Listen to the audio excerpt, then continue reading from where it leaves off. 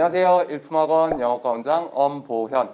네, 안녕하세요. 수학과 원장 김영진입니다. 오늘은 예비 중1 프로그램 점프반에 대해서 소개를 해드리겠습니다. 자, 첫 번째 화면 보시면 저희 개강일이 일단 11월 28일입니다.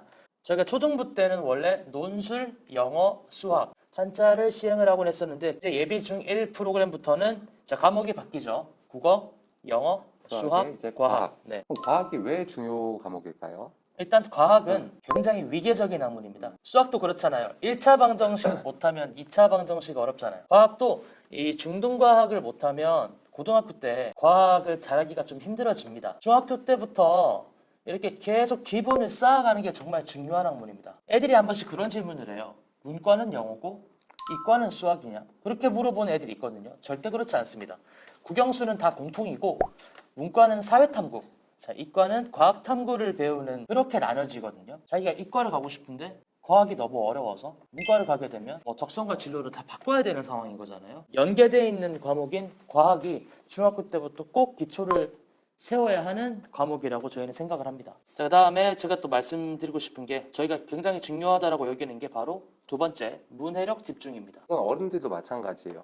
영상에 너무 익숙해지는 저희 학생들이 이제 독서하는 부분에 대해서 점점 시간을 줄일 수밖에 없고요. 독서보다는 자극적인 영상이 훨씬 더 눈에 빨리 들어오고 머릿속에 빨리 들어오기 때문에 점점 더 독서를 안 하다 보니까 이런 부분, 문해력에 대해서 영향을 미칠 수밖에 없어요. 결국 이 문해력이 안 되면 다른 공부도 다 안 되는 거니까 이런 독서나 예를 들어 독후감 같은 거 이런 것들을 쓸 시간이 사실 중1밖에 없습니다. 다른 학년은 굉장히 바빠지기도 하고요. 시험이 이제 생기기도 해서 꼭 이 독서를 하는 습관 이런 것들을 잡기 위해서 저희가 이제 국어 프로그램을 많이 신경 썼어요. 뒤에서 좀 설명드리도록 하고 자, 다음 세 번째는 다양한 특강입니다. 특강을 한 학년당 뭐 하나씩만 운영을 하는 게 아니라 선생님들이 항상 회의를 해요. 이 학년에서는 어떤 부분의 특강이 학생들에게 유리할 것 같다. 매번 방학 때마다 특강의 내용이 바뀌어요. 네, 매년마다 학생의 성향들이 또 다르니까 네, 항상 방학 들어가기 한 달, 두 달 전부터 이 학생들이 어떤 부분이 부족한지 철저하게 파악한 다음에 저희가 특강 개설을 되게 신중하게 진행을 하고 있어요. 자, 그 다음에 매월 월말고사를 이제 시행하게 되는데 중학교 1학년 입학하더라도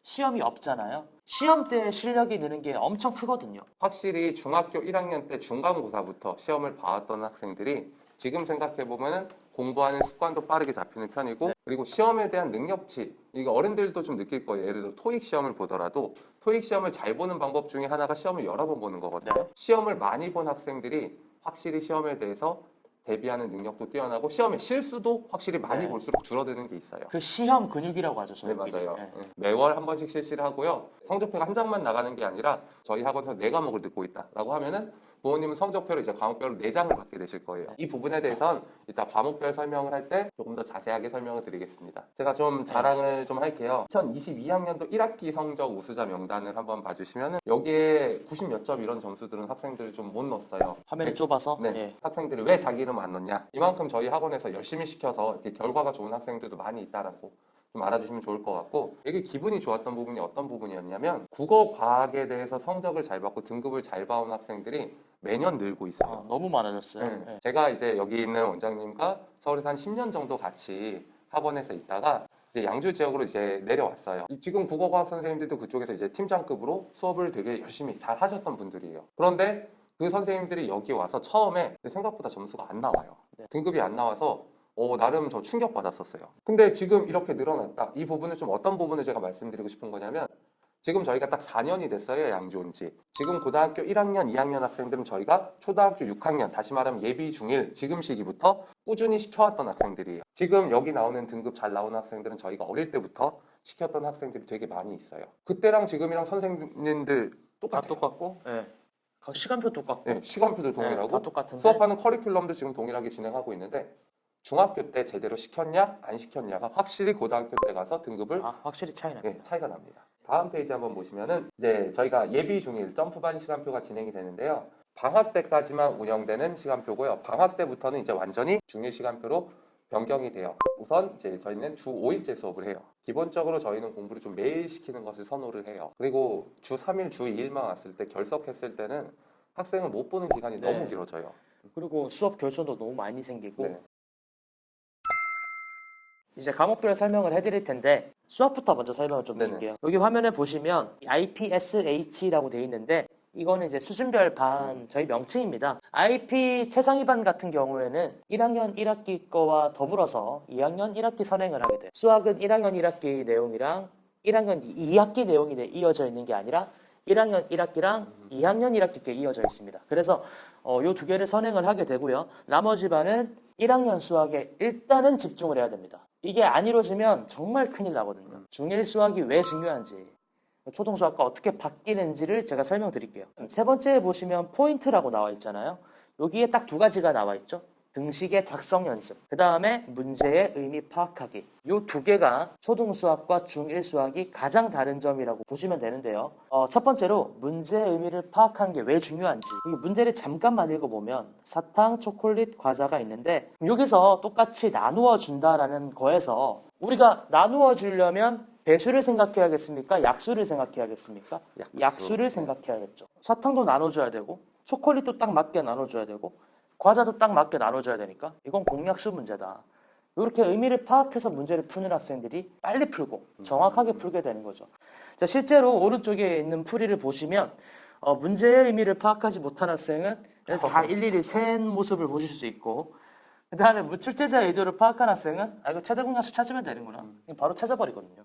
이렇게 문제의 의미를 파악하느냐 못하느냐가 정확한 풀이로 푸느냐 안 푸느냐 바로 이어지기 때문에 저희는 꼭 그 수학 교재에다가 문제를 풀게 합니다.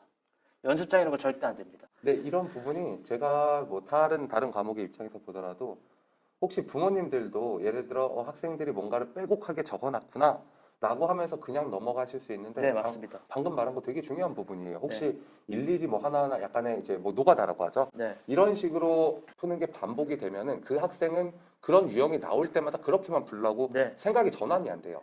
그리고 생각해 보십시오. 시험은 제한된 시간 내에 푸는 거잖아요. 만약에 내가 다른 사람들이 2분 안에 푸는 문제를 제가 이렇게 복잡하게 10분에 풀었다고 생각하면 그 학생은 5문제 틀린 것과 똑같아요. 예, 그래서 수학은 반드시 정확한 풀이로 푸는 연습을 하셔야 돼요. 이게 이제 저희 수학 학원에서 수학 선생님들이 하는 일이라고 보시면 되고요. 두 번째가 더 중요한데요. 등식의 작성입니다.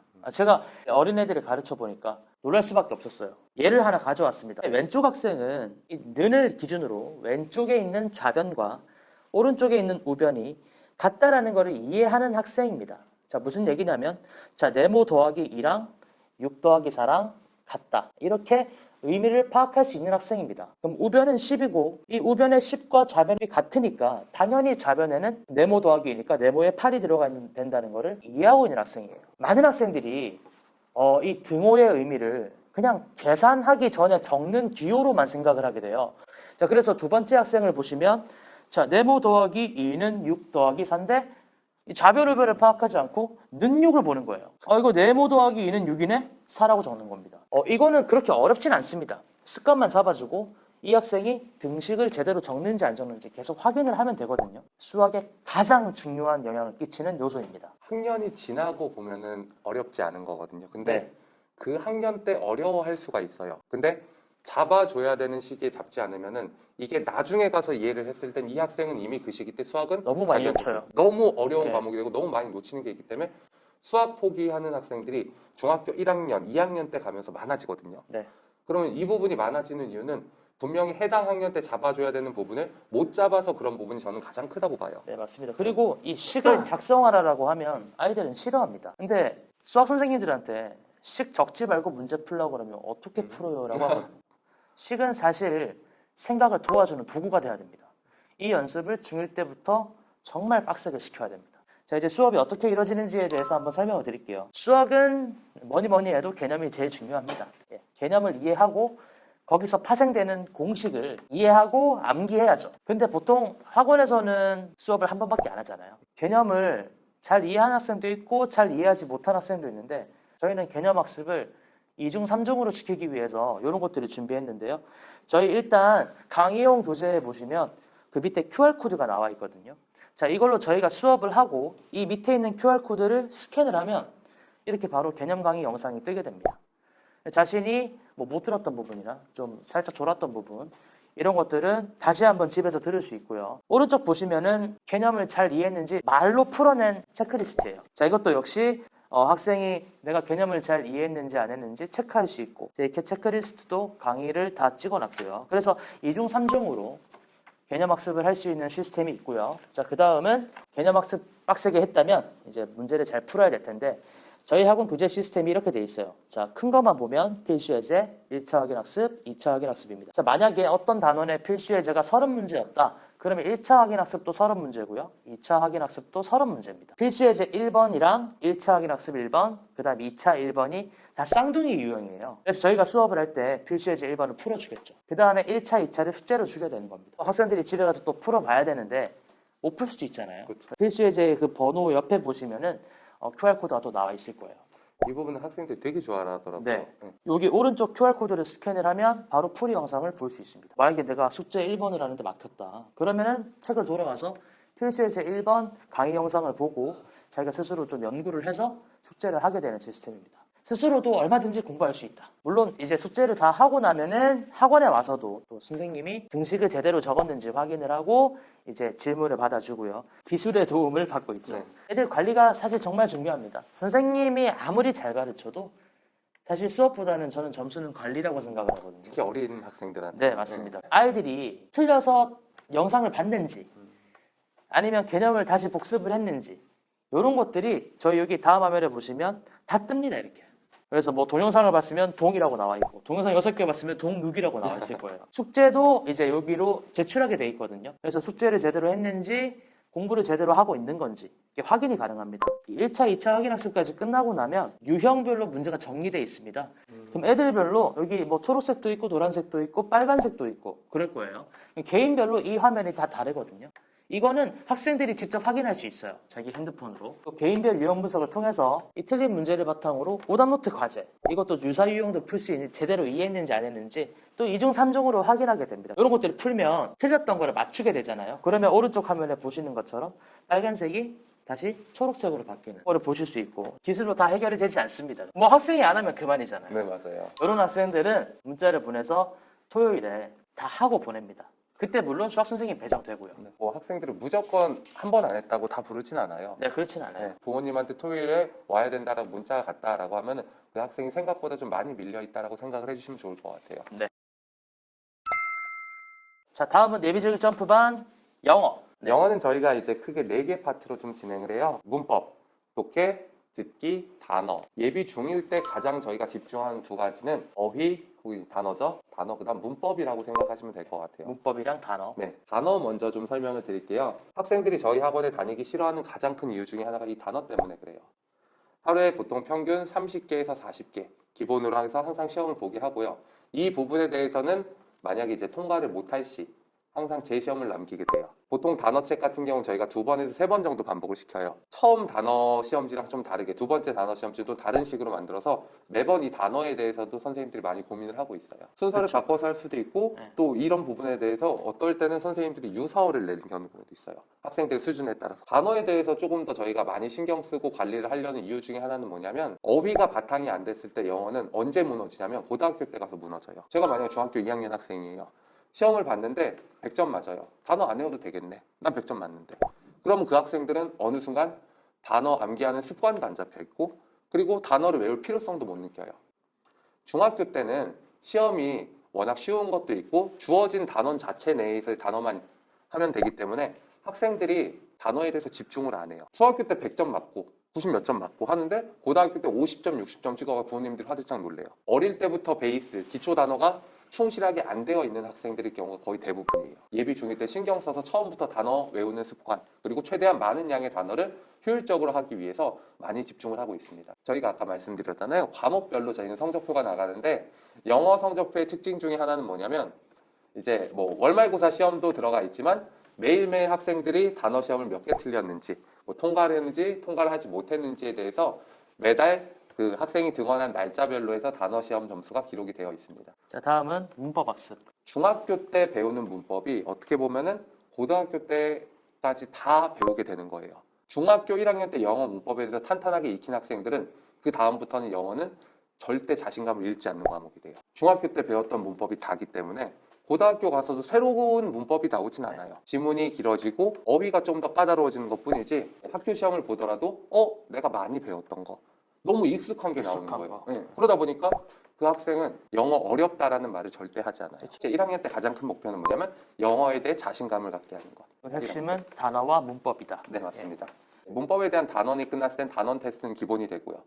그 단원 테스트 플러스 선생님들이 따로 쪽지 테스트를 만드는 경우도 있어요. 이제 서술 형식으로 해서 개념을 거기 쓰게 하는 테스트. 문법 필기 테스트라고 나와 있는 네, 거죠. 맞습니다. 예. 단원이 끝났을 땐 최소 2번 정도 이상 학생들이 그 단원에 대해서 정확하게 이해를 하고 있는지에 대해서 테스트를 진행을 합니다. 독해할 때도 문법에 조금 강조를 해요. 단어 배열식으로 독해를 하는 학생들은 나중에 가가지고 단어가 어려워지거나 문장 구조가 복잡해졌을 때는 단어를 다 알더라도 해석을 못하는 경우가 생겨요. 문장을 독해할 때도 본인이 배운 문법을 활용하고 선생님들이 그런 부분에 대해서 학생들에게 어린 나이 때부터 조금 연습을 시키는 부분이 있어요. 그 다음 듣기 부분인데요. 저희가 1학년 1학기 때는 조금 하는 횟수가 적은 부분은 있어요. 근데 요즘 아이들은 글 읽는 거는 잘 못하는데 듣는 건 잘하더라고요. 듣는 건 기가 막혀요. 네. 그렇기 때문에 저희가 조금 비중을 줄이는 부분도 있긴 있어요. 이상하게 요새 학생들은 듣기를 좀 잘하는 편이긴 하더라고요. 네. 그리고 확실히 예전에 비해서 이제 어린 나이 때부터 좀 어학원을 다닌 학생들이 많기 때문에 네, 영어에 대한 노출이 응. 많아서 예. 듣기 부분에 대해서는 오히려 문법이나 다른 단어 부분보다는 강한 부분이 있어요. 고등학교 내신이라든지 이 수능이라든지 이런 부분이 너무 독해 문법 그 위주로 너무 가다 보니까 저희도 어쩔 수 없이 이렇게 좀 교육을 하게 된다는 점을 학부모님들이 좀 알아주셨으면 좋겠어요. 제가 상담할 때 한 번씩 말씀드린 부분이 있어요. 저희는 이제 철저하게 입시학원이라고 말씀을 드려요. 철저하게 학교 시험 그리고 대학을 위한 시험을 위해서 저희가 그 학생들을 가르치고 있기 때문에 영어를 모국어로 삼으시는 분들에 대해서는 좀 불편할 수도 있어요. 이런 부분에 대해서. 네. 하지만 저희 같은 경우는 이제 대학을 위해서 학생들을 준비하는 학원이기 때문에 저희가 이렇게 하고 있다는 부분은 좀 양해 좀 부탁드리겠습니다. 다음은 국어입니다. 이제 국어는 문학 영역, 어휘 영역, 독서 영역인데 사실 이게 국어랑 영어도 좀 비슷하잖아요. 제가 아까 말씀드렸다시피 저도 딱 보니까 눈에 띄는 부분은 어떤 부분이냐면 어휘. 국어랑 영어랑 이제 비교했을 때 학생들한테 삐지는 부분이 어떤 부분이냐면 영어 단어 제시험 남아라라고 하면 되게 싫어해요.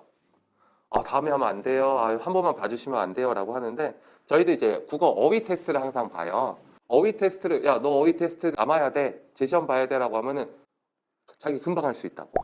아무래도 모국어니까 확실히 받아들이는 건 다 빨라요. 그런데 그렇게 쉬운 걸 받아들이는 걸 빠른 걸 왜 제시험을 볼까? 정말로 학생들이 이런 단어를 몰라? 이거를 정말 몰라라고 해서 제가 되물어보는 경우도 있어요. 일단 여기 어휘책은 이렇게 보시면 됩니다. 저희 기본적인 소양도 길러주는 어휘책이지만 국어 학습을 할 수 있게 제일 중요한 게 개념어거든요. 비유, 은유, 직유 이런 것들을 가르치는 어휘책이라고 보시면 되고 이게 중학교뿐만 아니라 고등학교까지 이렇게 쭉 코스별로 이어져 있다. 맞습니다. 다음은 이제 독서입니다. 독서에서 이제 크게 두 가지가 있거든요. 정보글을 읽는 독서가 있고 문화. 비문학이라고 하죠. 그 다음에 문학 독서, 뭐 소설을 읽거나 수필을 읽거나 이런 것들에 둘로 나눠지는데 이 두 개를 한번 설명을 드릴게요. 화면을 보시면 첫 번째는 이제 광고에 대한 정보글입니다. 얘가 이제 제대로 읽었나 안 읽었나가 제일 중요하잖아요. 그래서 OX 퀴즈를 통해서 일단 1차적으로 제대로 읽었나 안 읽었나를 판단하게 됩니다. 그다음 두 번째는 구문을 각각 나눠가지고 여기서 뽑아낸 정보를 서술하는 형태 이렇게 나눠지는데 일단 학생들이 이런 두꺼운 책을 읽으라 그러면 안 읽잖아요.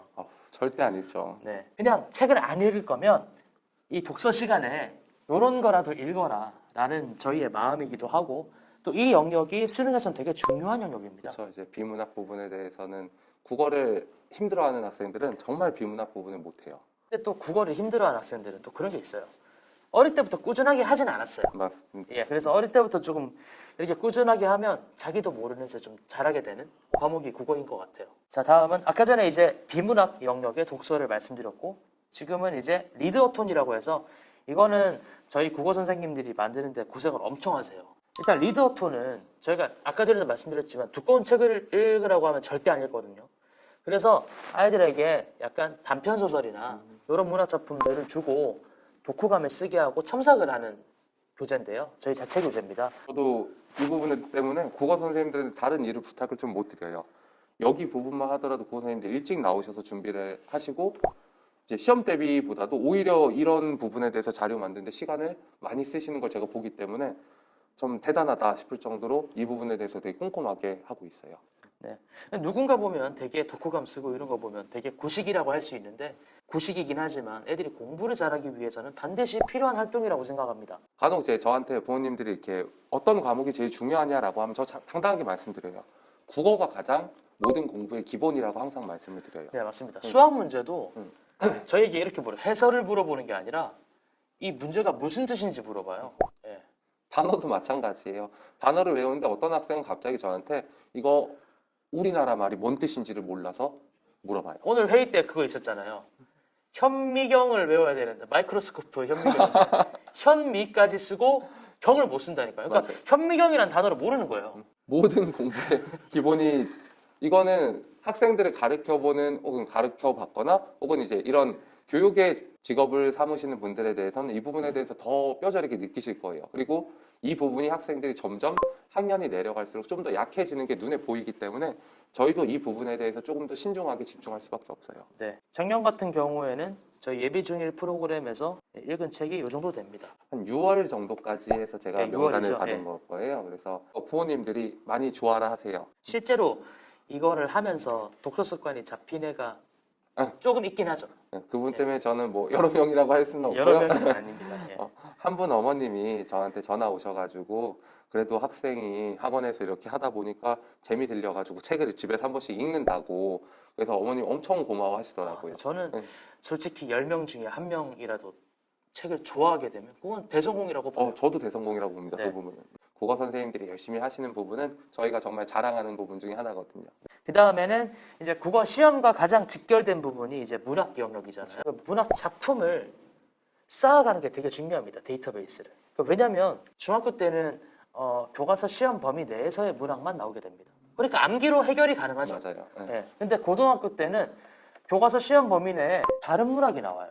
본인이 배경 지식이 있는 지문이 나오냐 혹은 배경 지식이 전혀 없는 지문이 나오냐 이 부분은 등급을 가르는 되게 기준점이 되기도 굉장히 합니다. 중요한. 이것도 역시 중학교 때부터 차근차근 쌓아야지. 사실 고등학생 되면은 국어에 그렇게 시간을 많이 쓸 수가 없잖아요. 너무 해야 될 게 많아요. 네, 해야 될 게 너무 많습니다. 그래서 이제 문학 공부를 하는 게 굉장히 의미가 있다는 점 말씀드리고, 그래서 문학 작품을 공부하면서 이런 개념어 정리까지 같이 하고 있다는 거 여기 화면을 보시면 아실 수 있고, 자 다음은 그 문학 공부를 하면서 고등학교 때도 꼭 알아야 될 필수 문학이다라는 경우에는 이렇게 또 따로 정리해서 아이들 배경 지식 외우게 시켜야 될 거 외우게 하고 그 다음에 빈칸 테스트까지 하는 걸 보실 수 있습니다. 다음은 과학입니다. 자, 과학은 일단 호불호가 많아요. 굉장히 재밌어하는 애들도 있고 굉장히 어려워하는 애들도 있고. 저도 솔직히 말씀드리면은 과학 때문에 문과를 갔습니다. 그러니까 문과가 적성이라면 문과를 가면 되는데 이과를 가고 싶은데 과학 때문에 포기해서는 안 되잖아요. 저는 나름 수학은 자신 있었거든요. 네. 근데 이제 과학 부분 때문에 어쩔 수 없이 문과를 간 케이스이기도 합니다. 확실히 고등학교 때 갑자기 과학을 하려고 하니까 어렵죠. 잘 안 되더라고요. 네. 이 과학 중학교 저학년 때는 저는 분명히 암기하는 부분이 자신이 있어가지고 그런 부분에 대해서는 어렵지 않다라고 하는데 고등학교 가서는 그게 좀 한계가 느꼈어요. 저는. 네. 그 이유가 저는 이게 목표에도 써져 있지만 과학이 4가지의 영역이 있습니다. 물리, 화학, 생명과학, 지구과학인데요. 생명과학, 지구과학은 제가 솔직히 말해서 중학교 때 공부 하나도 안 해도 고등학교 때 따라잡을 수 있습니다. 근데 물리화학은 정말 수학이랑 비슷하거든요. 그래서 물리화학의 기초를 잡는 게 가장 중요한 목표라고 보실 수 있고요. 중학교 과학 때. 과학은 이렇게 수학처럼 연계돼 있어요. 굉장히 상하적으로 연계돼 있기 때문에 그 밑에가 공사가 안 되면 다음 학년 걸 들을 수가 없습니다. 예를 들어 영어나 국어 같은 경우에는 형용사를 안 들어도 부사를 들을 수 있잖아요. 맞죠. 왜냐하면 그리고 반대로 또 유추도 할 수 있어요. 네. 근데 이 수학이랑 과학은 그게 전혀 되지 않습니다. 기초를 쌓지 않으면 반드시 무너지고 반드시 흥미를 잃게 돼요. 왜냐하면 다른 사람보다 머리를 더 많이 써야 되니까. 시간도 더 더 많이 어렵고. 써야 네, 되고. 그러니까 재미가 없는 거예요. 중등과학이 이렇게 고등과학과 70% 이상 연계가 돼 있다. 그래서 고등학교 때 새로 나오는 과학은 별로 안 됩니다. 네, 중학교 과학이 다 심화돼서 나오는 형태고. 그래서 저희가 이 점을 이용해서 상위반 같은 경우에는 중학교 과학에 예를 들어서 힘을 배웠다. 그러면은 고1 통합과학의 충격량까지 배울 수 있거든요.